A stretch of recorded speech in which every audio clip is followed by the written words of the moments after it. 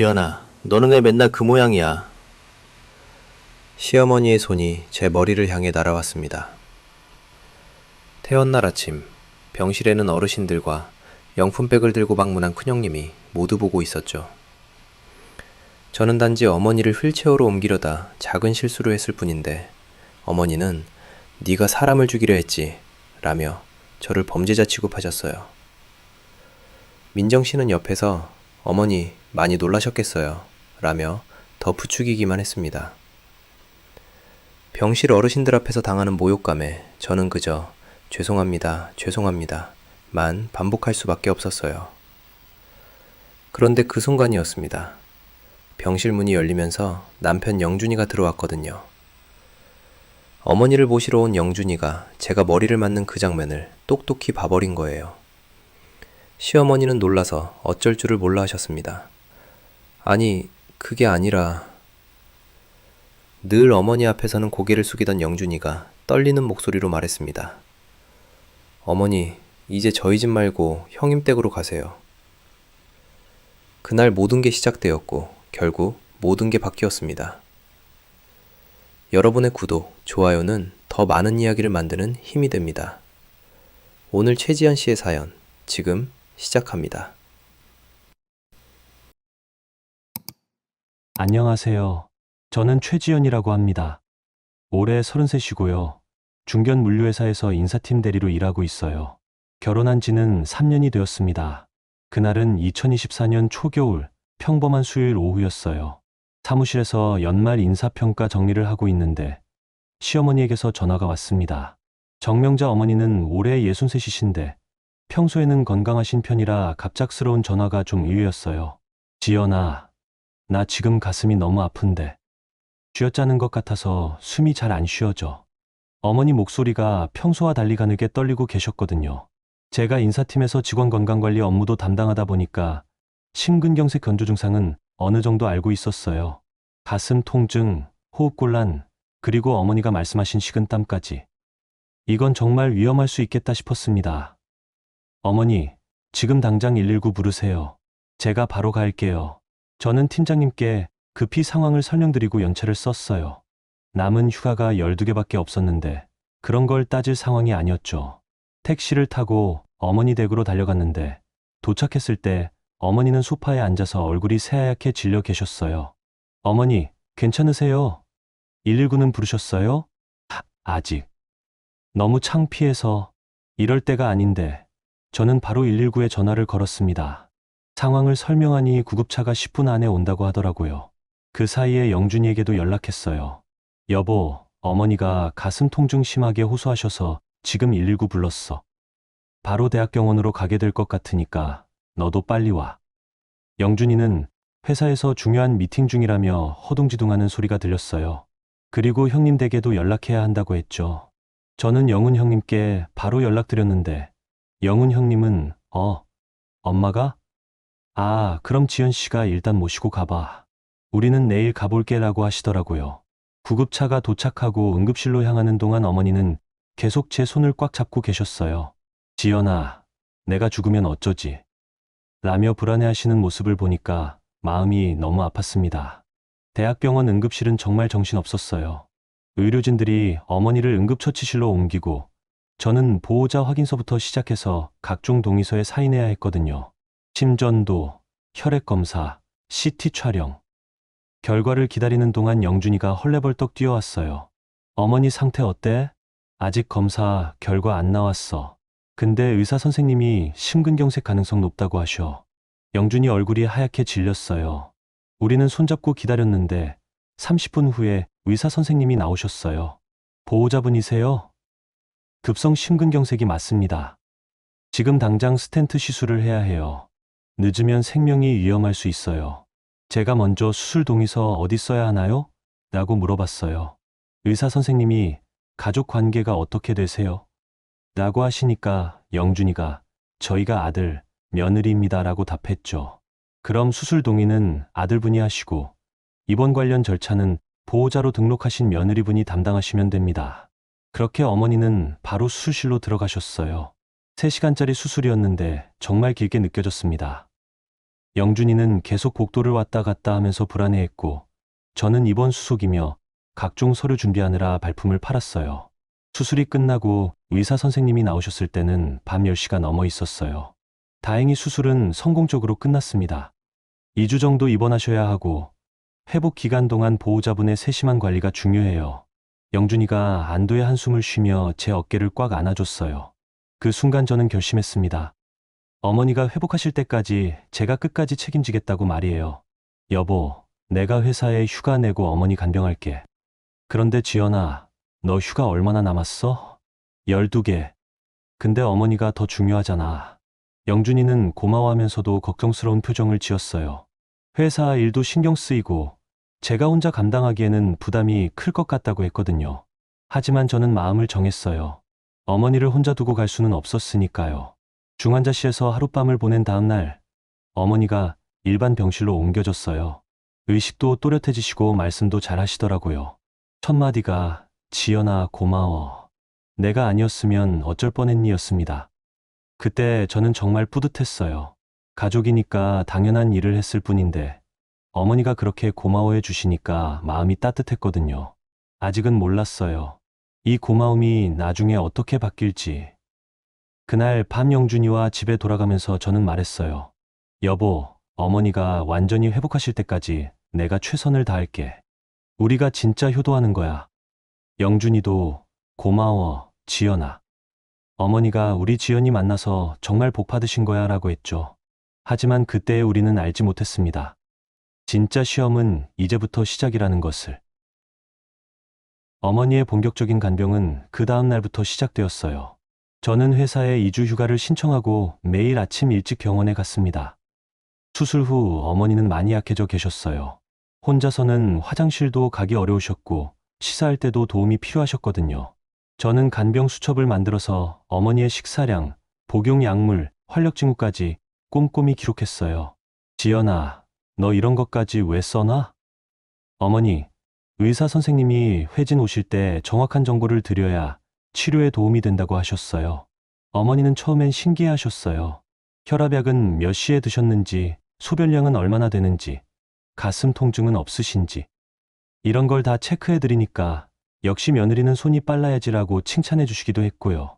하지만 어머니는 칭찬과 함께 잔소리도 많이 하셨어요. 지연아, 내 베개 좀 더 높게 해줘. 아니야, 너무 높아. 이것도 모르고 뭘 해? 어머니, 이렇게 하면 어떠세요? 에휴, 답답해. 내가 하는 건 영 시원찮아. 민정이가 왔으면 확실히 잘했을 텐데. 민정 형님 얘기가 나올 때마다 좀 서운했어요. 저는 하루 12시간씩 병실에서 지내면서 어머니 모든 걸 챙겨드리는데 형님은 아직 한 번도 오지 않으셨거든요. 3일째 되던 날 영훈 형님이 처음 병문안을 오셨어요. 고급 과일 바구니를 들고 오셔서는 어머니와 30분 정도 대화를 나누셨는데 중간중간 신경 쓰이는 말씀을 하시더라고요. 엄마, 건강관리 잘 하셔야 해요. 엄마 명의로 된 건물 임대료도 나오고 있고 서류 정리할 일도 많은데. 아이고, 그런 걸 왜 지금 얘기해. 엄마가 아픈데. 아니에요, 엄마. 미리미리 준비해 두시는 게 좋죠. 나중에 복잡해지면 엄마도 힘들어지잖아요. 저는 옆에서 듣고 있으면서 좀 이상했어요. 어머니가 아파서 입원해 계신데 재산 얘기를 왜 지금 하시는 건지.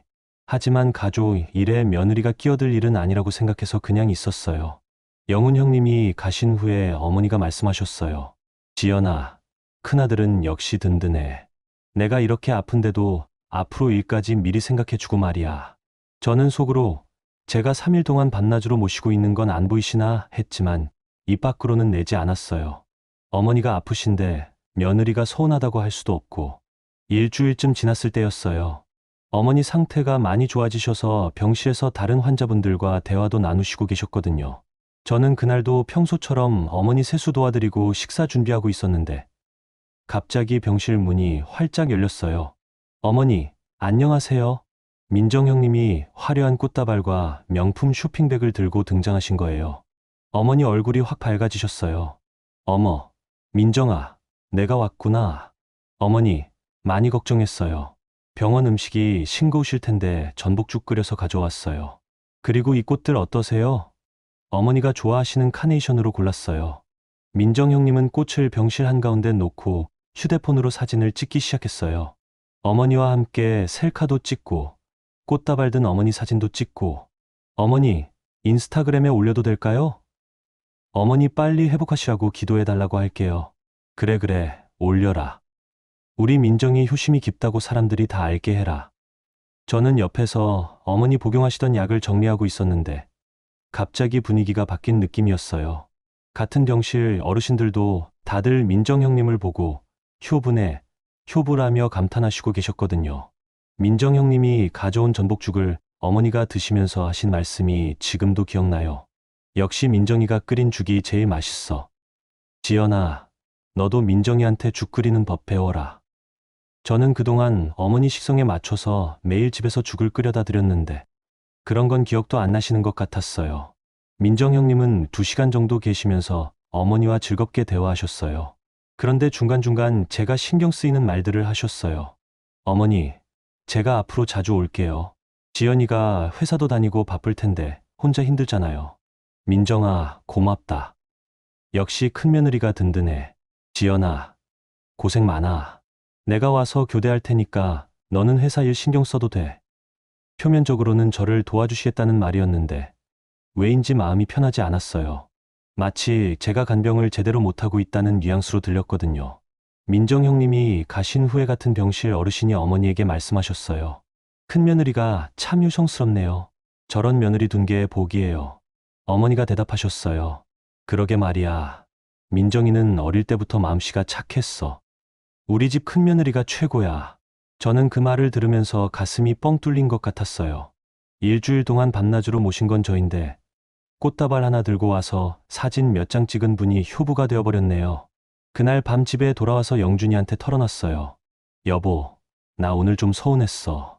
내가 일주일 동안 어머니 모셨는데 민정 형님이 와서 꽃 사진 몇 장 찍으니까 갑자기 분위기가 완전히 바뀌더라고.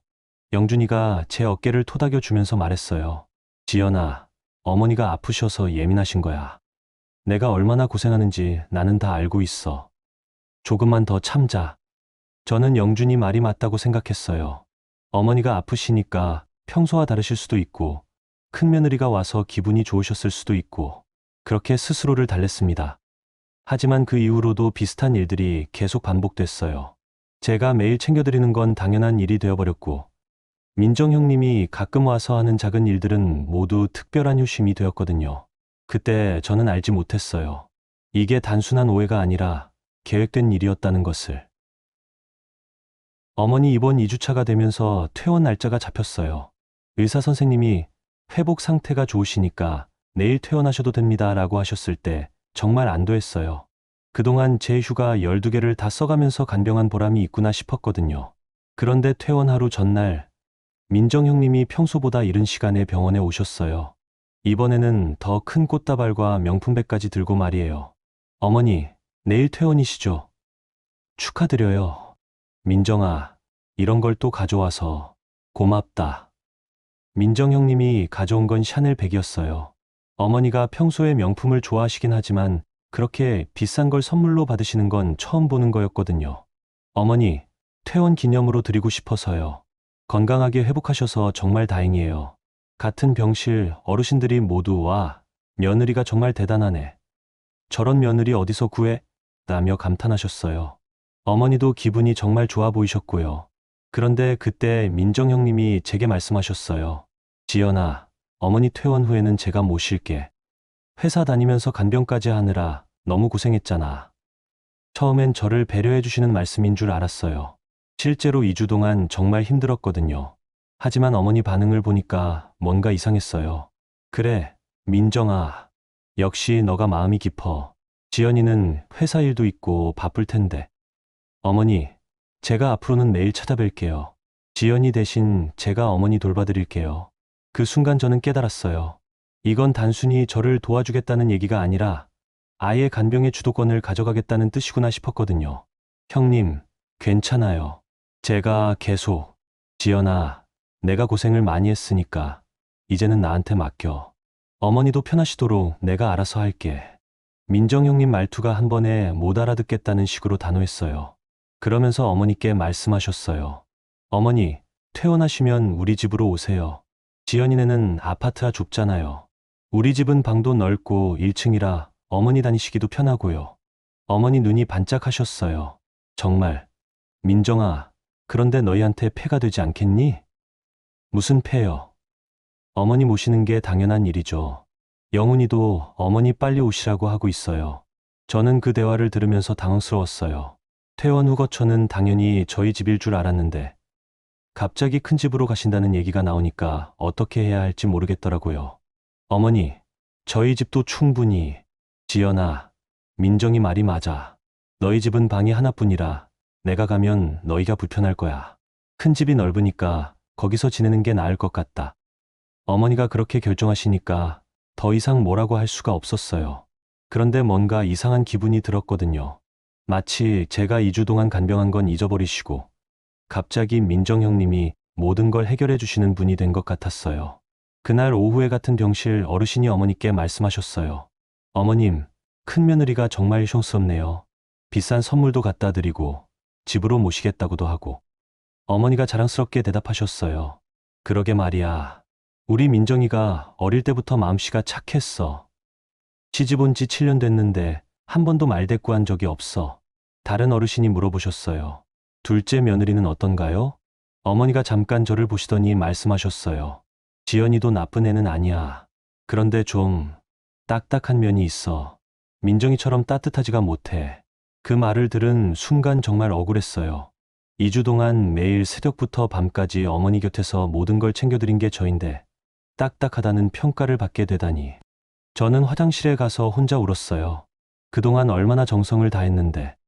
어머니 약 시간 놓치지 않으려고 알람 맞춰가면서 챙기고 식사도 맛있게 드시라고 매일 다른 반찬 준비해드리고 밤에 어머니가 잠 못 주무시면 같이 깨어있으면서 말상대가 되드렸는데 그런데 꽃다발 들고 와서 사진 몇 장 찍고 비싼 선물 사드린 게 더 큰 효도가 된 거예요.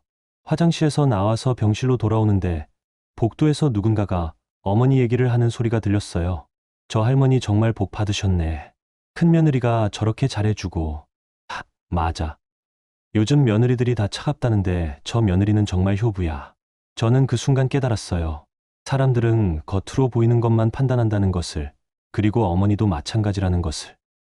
그날 밤 집에 돌아와서 영준이에게 하루 있었던 일을 다 얘기했어요. 여보, 나 정말 이해가 안 가. 내가 2주 동안 뭘 한 건지. 어머니가 큰 집으로 가신다고 하시는데 어떻게 해야 할까? 영준이는 한동안 생각하시더니 말했어요. 어머니가 그러고 싶으시면 그렇게 하시게 두는 수밖에 없을 것 같아.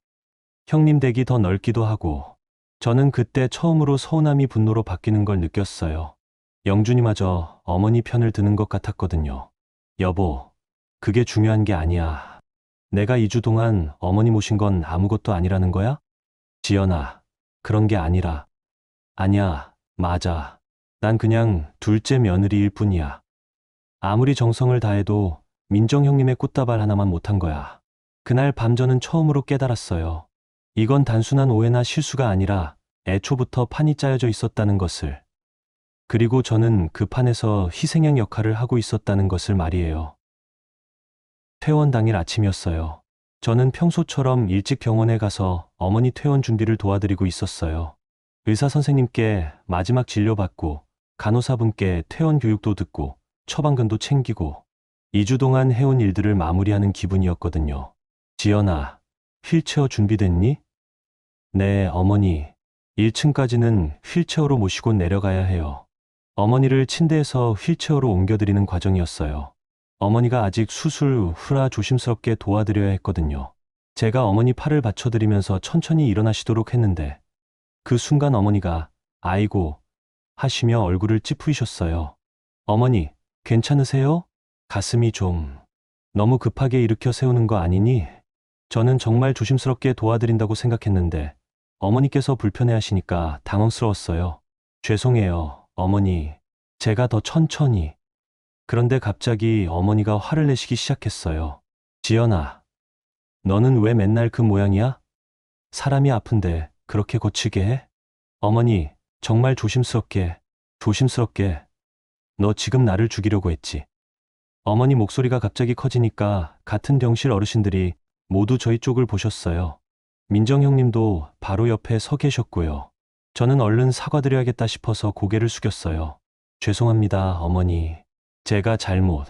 그 순간이었어요. 어머니 손이 제 머리를 향해 날아온 거예요. 탁!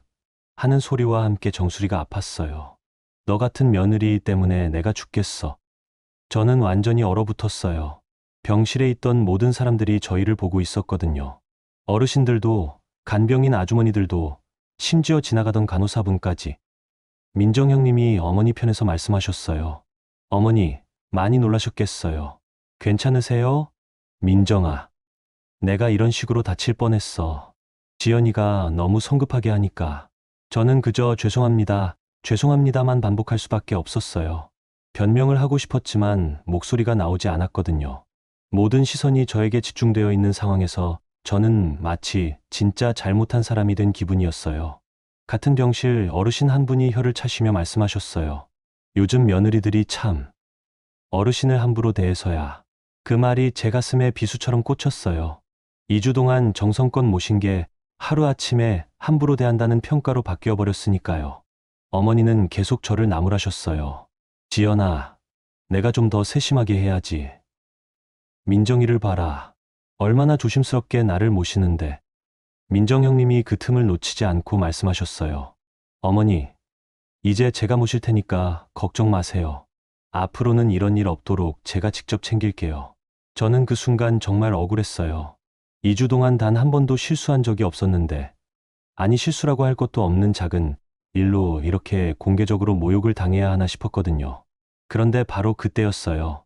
병실 문이 열리면서 영준이가 들어온 거예요. 어머니, 퇴원 준비 다 되셨어요? 영준이는 평소처럼 밝은 표정으로 들어왔는데 병실 분위기가 이상한 걸 바로 눈치챘어요. 그리고 제가 고개를 숙이고 서 있는 모습을 보더니 무슨 일인지 물어봤어요. 무슨 일이에요? 왜 다들? 어머니가 흥분해서 말씀하셨어요. 영준아, 지연이가 나를 휠체어에 옮기다가 너무 거칠게 해서 가슴이 아팠어. 정말 조심성이 없어. 민정 형님도 거들었어요. 영준아, 지연이가 좀 더 조심했어야 하는데. 어머니가 많이 놀라셨어. 영준이는 잠깐 동안 아무 말도 하지 않았어요. 제 얼굴을 보더니, 어머니를 보더니 다시 저를 봤어요. 그리고 제 머리에 손자국이 남아있는 걸 확인한 순간 영준이 표정이 변했어요. 어머니, 지연이 머리를 때리셨어요? 그야 지연이가 잘못했으니까. 어머니, 영준이 목소리가 조용하면서도 단호했어요. 평소에 어머니 앞에서는 항상 조심스럽게 말하던 영준이가 그런 톤으로 말하는 걸 처음 봤어요. 지연이가 2주 동안 어머니를 어떻게 모셨는지 저는 다 봤어요. 하루도 빠지지 않고 새벽부터 밤까지. 영준아, 그런데 지연이가 오늘. 어머니, 제가 봤어요. 지연이가 어머니를 때린다고 머리를 때리시는 거 제가 다 봤어요. 병실이 조용해졌어요. 영준이가 그렇게 말하니까 어머니도, 민정 형님도 당황하시는 것 같았어요. 영준이는 떨리는 목소리로 말했어요. 어머니, 이제 저희 집 말고 형님 댁으로 가서 사세요. 뭐라고? 저희 집에 있는 어머니 물건들은 제가 형님 댁에 가져다 드릴게요. 어머니가 믿을 수 없다는 표정으로 영준이를 봤어요. 영준아, 내가 지금 어미를 버린다는 거야? 버리는 게 아니라 어머니께서 원하시는 곳으로 가시라는 거예요. 형님 댁이 더 넓고 좋잖아요. 영준이는 제 손을 잡고 말했어요. 지연아, 우리 집에 가자. 저는 그때까지 참고 있던 눈물이 터져 나왔어요. 영준이가 저를 지켜줬다는 안도감과 2주 동안 쌓였던 억울함이 한꺼번에 쏟아져 나왔거든요. 복도로 나오면서 저는 영준이에게 말했어요. 여보, 미안해. 내가 정말 실수한 건 아니었는데. 지연아, 내가 뭘 잘못했어. 2주 동안 너만큼 정성을 다한 사람이 어디 있어? 그런데 어머니가 틀렸어. 그리고 나도 틀렸어. 그동안 내가 혼자 감당하게 둔 것도, 오늘 저런 일을 당하게 한 것도. 우리는 병원 로비에서 한참을 서 있었어요. 영준이가 처음으로 어머니보다 저를 선택해준 순간이었거든요. 하지만 저는 알지 못했어요. 이것이 진짜 시작이라는 것을. 여러분, 여기까지 들어보시니 어떠세요? 지연 씨가 2주 동안 정성껏 시어머니를 간병했는데 결국 퇴원 날에 억울한 모욕을 당하게 됐네요. 다행히 남편 영준 씨가 그 순간을 목격하고 아내를 지켜줬지만 과연 이것으로 모든 게 해결될 수 있을까요? 시어머니와 큰집 식구들의 반응이 궁금하지 않으세요? 그럼 여러분, 다음 이야기도 계속 들어봐 주세요. 그날 오후 영준이는 정말로 이사업체에 연락했어요. 저는 처음에 설마 진짜로 할 거라고는 생각하지 못했거든요. 그런데 영준이가 진심이었어요. 지연아, 어머니 물건들 정리하자. 형님 댁으로 다 가져다 드릴 거야. 집 안에 있던 시어머니 물건들을 하나하나 챙기면서 마음이 복잡했어요. 어머니가 평소에 사용하시던 베개, 무릎 담요, 화장품들. 이런 걸 정리하면서 정말로 인연을 끊는구나 싶었거든요. 여보, 정말 괜찮을까? 이러면 어머니가 더 화나실 텐데. 지연아, 오늘 일이 괜찮다고 생각해. 2주 동안 내가 어떻게 모셨는데 저런 식으로 대접받아야 해? 영준이 목소리에 분노가 섞여 있었어요. 평소에 차분하던 영준이가 그렇게 화내는 모습을 보는 건 처음이었어요. 이사업체 직원들이 와서 어머니 물건들을 박스에 담았어요. 생각보다 많았더라고요. 의류부터 시작해서 건강식품, 책, 액자까지. 어머니가 저희 집에서 3년 동안 생활하시면서 쌓인 흔적들이었어요. 영준이가 직접 영훈 형님께 전화했어요. 형님, 어머니 물건들 형님 댁 앞에 가져다 놓겠습니다. 어머니께서 형님 댁에서 지내시겠다고 하셔서 전화 너머로 영훈 형님이 놀라시는 소리가 들렸어요. 야, 영준아, 무슨 소리야 그게? 엄마를 형님 댁으로 떠넘기겠다는 거야? 떠넘기는 게 아니라 어머니께서 원하시는 거잖아요. 형님 댁이 더 넓고 좋다고 하셨으니까. 너 지금 제정신이야? 엄마가 아파서 퇴원하시는데 이런 식으로 해? 영준이는 차분하게 대답했어요. 형님, 어머니께서 지연이 머리를 때리셨어요. 2주 동안 간병한 지연이를 그런 식으로 대하시는 어머니와는 같이 살 수 없어요. 전화가 끊어진 후에 영준이가 저에게 말했어요. 지연아, 앞으로 힘들어질 거야. 친척들이 다 우리를 욕할 거고 내 친정에서도 뭐라고 할 수 있어. 그래도 괜찮을까? 저는 잠시 고민했어요. 정말로 이렇게 하는 게 맞는 걸까? 어머니가 아프신데 이런 식으로 관계를 정리하는 게 옳은 걸까? 하지만 그 순간 오늘 아침 어머니가 제 머리를 때리던 모습이 떠올랐어요. 그리고 병실 사람들이 저를 보던 시선들도. 여보, 해보자. 나도 더 이상은 못 참겠어. 오후 6시쯤 영훈 형님 아파트 앞에 어머니 짐들을 쌓아뒀어요. 문 앞에 깔끔하게 정리해서 놓고 영훈 형님께 문자를 보냈어요. 그 후 30분도 안 돼서 영훈 형님한테서 전화가 왔어요. 야, 서영준. 너 정말 미쳤냐? 엄마 짐을 문 앞에 갖다 버리고 가. 형님, 버린 게 아니라 어머니가 지내실 곳으로 가져다 드린 거예요. 너 지금 엄마를 버리는 거야. 불효자. 영준이 목소리가 떨렸어요. 하지만 단호했어요. 형님, 불효자는 따로 있어요. 어머니 건물 명의를 담보로 잡아서 돈 돌리고 계시는 형님이 진짜 불효자 아니에요? 뭐? 너 그걸 어떻게 해? 저도 다 알아요. 어머니가 아프신데 재산 얘기부터 꺼내시는 이유도 알고 있고요. 그날 밤부터 친척들 연락이 빗발쳤어요. 큰고모부터 시작해서 작은아버지, 사촌형들까지. 모두들 저희를 비난하는 전화였어요. 영준아, 내가 어떻게 어미를 버릴 수 있니? 지연이가 무슨 잘못을 했다고 엄마를 내쫓아? 요즘 며느리들이 참 너무 버릇없어. 가장 충격적이었던 건 제 친정엄마 전화였어요. 지연아, 내가 왜 그렇게 해? 시어머니가 아프신데 참고 살아야지. 엄마, 저 2주 동안 정성껏 모셨는데 퇴원날 머리까지 맞았어요. 그래도 시어머니잖아. 내가 무슨 잘못을 했으니까 그러셨겠지. 어른들이 괜히 화내시겠어? 친정엄마조차 저를 이해해주지 않으니까 정말 절망적이었어요. 온 세상이 다 저를 나쁜 며느리로 보는 것 같았거든요. 그날 밤 영준이와 텅 빈 거실에 앉아서 이야기했어요. 여보, 우리가 잘못한 걸까? 다들 우리를 욕하는데. 영준이가 제 손을 잡고 말했어요. 지연아, 내가 맞는 집은 집이 아니야. 내가 2주 동안 어떻게 고생했는데. 그건 인격적인 대우가 아니었어. 그런데 어머니가 아프신데. 아프시다고 해서 다른 사람을 때려도 되는 거야? 특히 너처럼 정성을 다한 사람을? 그때 영준이가 한 말이 아직도 기억나요. 지연아, 나는 오늘 결정했어. 어머니의 아들이기 전에 내 남편이 되기로. 내가 존중받지 못하는 관계는 더 이상 지키지 않을 거야. 저는 그 순간 마음이 움직였어요. 영준이가 처음으로 어머니와 저 사이에서 저를 선택해 준 거였거든요. 여보, 고마워. 나도 더 이상 맞고 살지는 않을게. 하지만 저희가 예상하지 못한 건 이제부터가 진짜 시작이라는 것이었어요. 영훈 형님과 민정 형님은 저희를 가만두지 않을 계획을 세우고 있었거든요. 그들에게는 어머니의 건물명이라는 더 큰 목표가 있었으니까요. 단절을 선언한 지 2주가 지났어요. 조용할 줄 알았는데 오히려 상황이 더 복잡해졌어요. 영훈 형님이 가족 단톡방을 만들어서 저희를 압박하기 시작한 거예요. 엄마 건강이 갑자기 악화되셨습니다. 혈압이 200까지 올라가셨어요. 병원 응급실에서 링겔 맞고 계세요. 이러다 큰일 날 것 같습니다. 영준이와 지연 씨 때문에 엄마가 스트레스 받아서 이런 거 아니에요? 매일 이런 메시지들이 올라왔어요. 단톡방에 있는 친척들도 하나둘씩 저희를 비난하는 댓글을 달기 시작했고요. 영준이가 너무했다. 지연이도 좀 참지, 시어머니인데. 요즘 젊은 며느리들이 참. 저는 그 메시지들을 보면서 죄책감이 들었어요. 정말 어머니가 저희 때문에 아프신 건 아닐까 하는 생각이 들었거든요. 여보, 어머니가 정말 많이 아프신가 봐.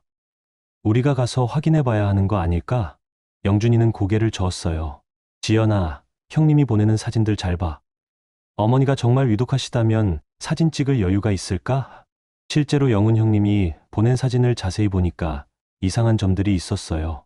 어머니가 응급실에 계신다고 했는데 민정 형님과 웃으면서 셀카를 찍은 사진도 있고 병원 음식이라며 보낸 사진은 명백히 집에서 만든 죽이었거든요. 그러던 중에 민정 형님한테서 개별 연락이 왔어요. 지연아, 우리 따로 만나서 얘기하자. 커피나 한잔 하면서 말이야. 저는 혹시 화해의 신호일까 싶어서 나가봤어요. 카페에서 만난 민정 형님은 생각보다 친근하게 대해주셨어요. 지연아, 그동안 고생 많았어. 어머니 간병하느라. 형님, 말씀 고맙습니다. 근데 말이야, 어머니가 정말 많이 상심하고 계셔. 영준이가 그렇게 나올 줄 몰랐대. 민정 형님은 어머니 안부를 전하면서 슬쩍 다른 얘기를 꺼내셨어요. 사실 어머니가 요즘 걱정이 많으셔. 건물 관리라든지 각종 서류 정리라든지. 나이 드시니까 복잡한 일들이 부담되시나 봐. 그러시군요. 그래서 말인데 어머니가 건물 명의를 우리한테 넘기시면 마음 편히 모실 수 있을 것 같아서 그래. 어차피 나중에는 상속받을 거잖아. 그 순간 저는 깨달았어요. 이게 진짜 목적이었구나. 형님, 그런 건 어머니께서 직접 결정하실 문제 아닌가요? 물론이지. 어머니도 동의하셨어. 다만 영준이가 반대할까봐 걱정이시더라고. 동생들이 억지 부리면 어쩌나 하고 말이야. 민정 형님 말투에서 협박이 느껴졌어요. 마치 저희가 어머니 재산을 노린다는 식으로 몰아가려는 것 같았거든요. 형님, 저희는 어머니 재산에 관심 없어요. 다만, 그런 명예 이전에 동의해 줄 수 있겠네. 어머니 마음도 편해지실 거고, 우리도 마음 놓고 모실 수 있고. 저는 그 자리에서 대답하지 않고 일단 영준이와 상의해 보겠다고 했어요. 집에 돌아와서 민정 형님과의 대화를 영준이에게 그대로 전했어요. 여보, 진짜 목적이 이거였구나. 어머니를 이용해서 건물을 가져가려는 거였어. 영준이도 놀라워했어요. 형님이 그렇게까지 할 줄은. 그런데 지연아, 혹시 어머니가 정말 동의하신 걸까? 아니면 형님이 어머니를 설득하신 것 같아. 우리가 불효자라고 하시면서 우리는 이 상황을 어떻게 해결해야 할지 고민했어요. 그냥 넘어가자니 억울하고 맞서자니 이길 확신도 없었거든요. 그때 영준이가 제안했어요. 지연아, 법무 상담을 받아보자. 이런 상황에서 우리가 어떻게 해야 하는지 전문가 조언을 들어보는 거야. 다음날 법무법인에 갔어요. 변호사님께 지금까지의 상황을 자세히 설명드렸더니 심각한 표정을 지으시더라고요. 이건 명백한 가스라이팅이고 재산 강탈 시도예요. 특히 환자의 심리적 취약 상태를 이용해서 명예 이전을 유도하는 건 법적으로도 문제가 될 수 있어요. 변호사님이 조언해 주신 내용이 도움이 됐어요. 우선 모든 대화를 녹취하세요. 그리고 시어머니의 의료 기록도 챙겨두시고요. 나중에 증거로 사용할 수 있어요. 그리고 시어머니께서 정말 자발적으로 명예 이전을 원하시는지 확인해 보세요. 만약 강요나 회유가 있었다면 무효 소송이 가능합니다. 법무 상담을 받고 나니까 마음이 좀 정리됐어요. 우리가 무조건 당해야 하는 상황이 아니라는 걸 알게 된 거예요. 집에 돌아와서 영준이와 앞으로의 계획을 세웠어요. 여보, 이제 더 이상 숨지 말자. 나는 어머니한테 진실을 말할 거야. 무슨 진실? 어머니가 나를 때린 게 병원에서만이 아니었다는 것. 그동안 남편 입장 때문에 참았던 것들을 다 얘기할 거야. 영준이가 놀라워했어요. 지연아, 그게 무슨 말이야? 저는 그동안 숨겨왔던 이야기를 영준이에게 털어놨어요. 어머니의 손찌검이 처음이 아니었다는 것. 제가 실수할 때마다 머리를 때리시곤 했다는 것. 그런데 영준이가 곤란해질까 봐 말하지 않았다는 것. 영준이 얼굴이 하얗게 질렸어요. 지연아, 내가 몰랐어. 왜 말하지 않았어? 여보가 힘들어할까 봐. 그리고 시어머니니까 참아야 한다고 생각했어.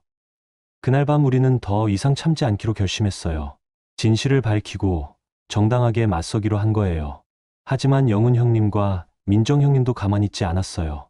그들은 더 큰 카드를 준비하고 있었거든요. 한 달 후, 영훈 형님이 가족 모임을 제안했어요. 가족끼리 이렇게 등 돌리고 살 수는 없다 하며 친척들까지 다 모여서 이야기하자고 하셨거든요. 저는 가고 싶지 않았어요. 뻔히 저희를 몰아세우려는 자리라는 걸 알고 있었으니까요. 하지만 영준이가 말했어요. 지연아, 이번이 기회야. 우리도 할 말이 있잖아. 피하지 말고 정면으로 맞서보자. 모인 장소는 큰 식당 룸이었어요. 영훈 형님, 민정 형님은 물론이고 큰 고모, 작은 아버지, 사촌 형들까지 총 10명 정도가 모였어요. 어머니도 오셨는데 많이 야위셔 보였어요. 영훈 형님이 먼저 입을 열었어요.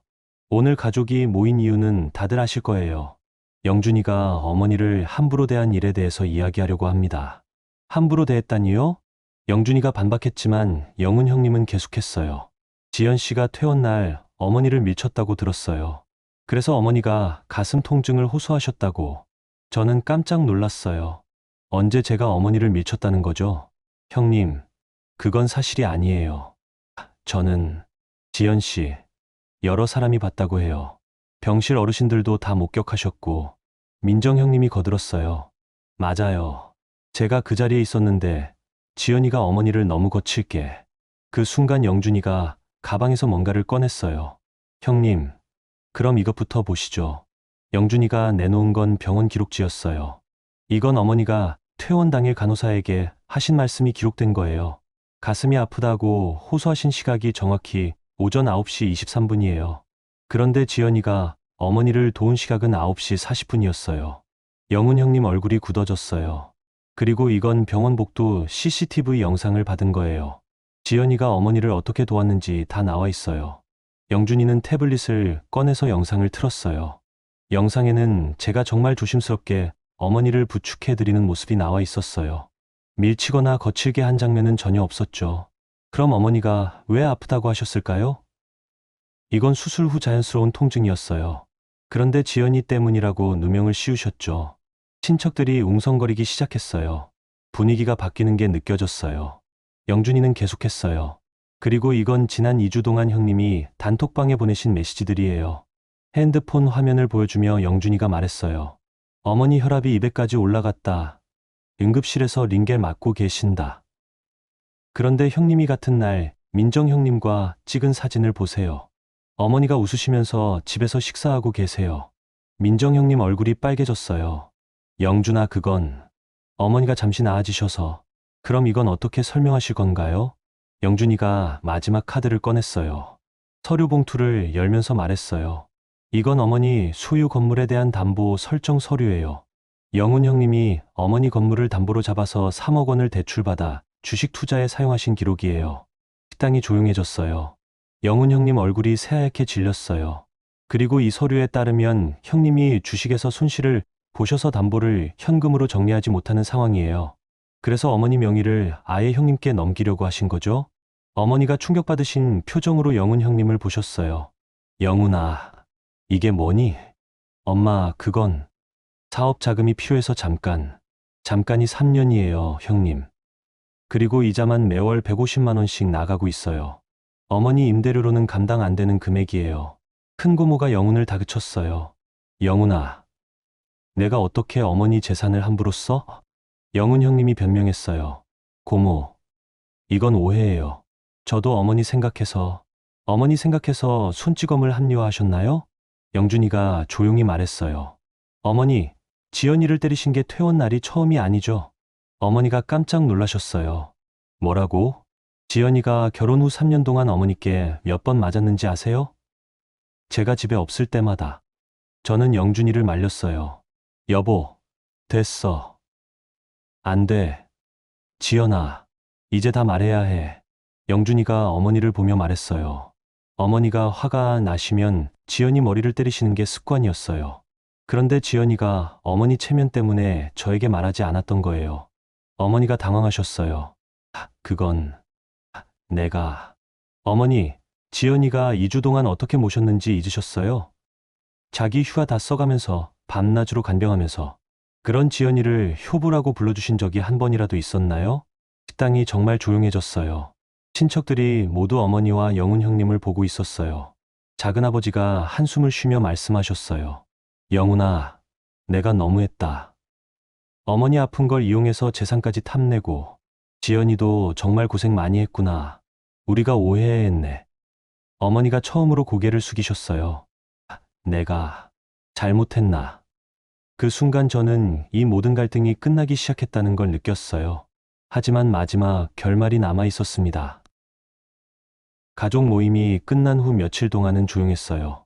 영훈 형님은 담보 정리 문제 때문에 바쁘셨고, 어머니는 아무에게도 연락하지 않으셨거든요. 일주일 후 어머니에게서 직접 전화가 왔어요. 지연아, 우리 만나서 이야기 좀 할 수 있을까? 저는 영준이와 함께 어머니를 만나러 갔어요. 어머니는 많이 초췌해 보이셨어요. 지연아, 앉아라. 어머니 목소리가 평소와 달리 조심스러웠어요. 어머니, 건강은 어떠세요? 몸은 괜찮아. 근데 마음이 편하지 않구나. 어머니가 한동안 말씀하지 않으시다가 천천히 입을 여셨어요. 지연아, 내가 내게 손을 올린 거 미안하다. 저는 깜짝 놀랐어요. 어머니가 사과하실 줄은 몰랐거든요. 어머니, 내가 그때 왜 그랬을까 생각해 봤는데 병원에서 아프고 불안해서 그랬나 봐. 그래도 그건 핑계가 안 되지. 어머니가 계속 말씀하셨어요. 그동안 너를 너무 당연하게 생각했어. 내가 해주는 걸 당연하다고 여기고 고마워하지도 않고. 어머니, 괜찮아요. 괜찮지 않아. 너는 2주 동안 나를 그렇게 정성껏 모셨는데 내가 어떻게 대했니? 어머니 눈에 눈물이 맺혔어요. 민정이가 꽃 한 번 가져온 걸로 효부라고 하면서 정작 밤낮으로 날 돌본 너는 못 본 척했어. 저도 눈물이 났어요. 그동안 억울했던 감정들이 조금씩 풀어지는 기분이었거든요. 영준이가 말했어요. 어머니, 지연이는 정말 최선을 다했어요. 그런데 인정받지 못해서 많이 힘들어했어요. 알아. 내가 늙어서 고집만 세졌나 봐. 영훈이 말만 듣고 판단했어. 어머니가 영훈 형님 얘기를 꺼내셨어요. 영훈이가 건물 담보로 잡은 거. 나는 몰랐어. 서류에 사인해달라고 해서 해준 건데 그게 그런 거였는지. 어머니도 속으신 거예요. 근데 지연아, 한 가지 묻고 싶은 게 있어. 너는 앞으로 어떻게 하고 싶니? 저는 잠시 생각했어요. 그동안 마음속에 담아두었던 말들을 해야 할 때가 온 것 같았어요. 어머니, 저는 앞으로 인격적으로 존중받지 못하는 간병은 하지 않겠어요. 어머니가 놀라셨어요. 그게 무슨 뜻이니? 저를 때리시거나 모욕하시면 그 순간 저는 떠날 거예요. 가족이라는 이름으로 참지 않겠다는 뜻이에요. 영준이가 제 손을 잡아줬어요. 그리고 어머니가 정말 도움이 필요하실 때는 최선을 다해서 도와드릴게요. 하지만 저를 시험하거나 길들이려 하시면 안 돼요. 어머니가 한동안 생각하시더니 말씀하셨어요. 지연아, 너 말이 맞다. 내가 너를 사람으로 대접하지 않았구나. 어머니, 근데 어머니한테 마지막으로 기회를 줄 수 있겠니? 내가 진짜로 변할 수 있는지. 저는 영준이를 보고 영준이가 고개를 끄덕였어요. 어머니, 시간을 두고 지켜볼게요. 하지만 조건이 있어요. 어떤 조건? 영훈 형님과 민정 형님이 어머니를 이용해서 재산을 가져가려는 일은 법적으로 막을 거예요. 그리고 어머니가 진짜 건강하실 때만 저희가 찾아뵐게요. 어머니가 무겁게 고개를 끄덕이셨어요. 그리고 어머니, 저희 집이 아닌 다른 곳에서 지내세요. 어머니께서 독립적으로 생활하시는 게 서로에게 좋을 것 같아요. 영준이가 말했어요. 어머니, 고향에 있는 집은 어떠세요? 공기도 좋고 조용해서 회복하기에 좋을 거예요. 어머니가 잠시 고민하시더니 말씀하셨어요. 그럴까? 서울에서는 영훈이 생각만 나고 마음이 복잡해. 고향에서 조용히 지내는 것도 좋겠네. 그렇게 어머니는 고향집으로 가시기로 결정하셨어요. 영훈 형님은 담보 문제 해결하느라 정신없으셨고, 민정 형님도 더 이상 어머니께 접근하지 못하게 됐어요. 한 달 후, 어머니께서 고향에서 전화를 주셨어요. 지연아, 고향에서 지내니까 마음이 참 편해. 그동안 서울에서 너무 바쁘게 살았나 봐. 어머니, 건강하시면 된 거예요. 그리고 지연아, 고맙다. 내가 나를 포기하지 않아줘서. 저는 그 말을 들으면서 마음이 따뜻해졌어요. 드디어 어머니와 정말 건강한 관계를 시작할 수 있을 것 같았거든요. 지금은 한 달에 한 번씩 어머니를 찾아봬요. 서로 부담 없이 존중하면서 만나고 있어요. 어머니도 예전처럼 화를 내시지 않으시고, 저도 더 이상 참기만 하지 않아요. 영준이와 저는 그 일을 겪으면서 더 단단해졌어요. 가족이라는 이름으로 무조건 희생하는 것이 아니라 서로 존중하면서 관계를 만들어가는 법을 배웠거든요. 지금 생각해보면 그때 영준이가 어머니, 이제 형님 댁으로 가세요라고 했던 것이 모든 것의 시작이었어요. 그 한마디가 저희 인생을 바꿔놓았으니까요. 가족이라는 이름의 폭력을 멈추고 각자의 인격과 존엄을 지키는 것. 그것만이 진정한 안식처를 만드는 길이라는 걸 깨달았습니다. 여러분, 오늘 지연 씨의 이야기 어떠셨어요? 처음엔 정말 마음이 아팠죠. 2주 동안 정성껏 시어머니를 간병했는데 퇴원날 억울한 모욕을 당하는 모습을 보면서 많은 분들이 공감하셨을 거예요. 아마 여러분 중에도 비슷한 경험 있으신 분들 계실 텐데요. 하지만 이 이야기에서 가장 중요한 건 지연 씨와 영준 씨가 선택한 용기였어요. 가족이라는 이름으로 무조건 참는 것이 아니라 서로 존중하는 관계를 만들어가기로 결심한 거죠. 특히 남편 영준 씨가 아내 편에 서서 어머니, 이제 형님 댁으로 가세요 라고 했던 그 순간이 모든 걸 바꾸었어요. 때로는 용기 있는 한마디가 잘못된 관계의 고리를 끊을 수 있다는 걸 보여준 거죠. 그리고 영훈 형님과 민정 형님의 진짜 목적이 드러났을 때 많은 분들이 속이 시원하셨을 거예요. 결국 진실은 밝혀지더라고요.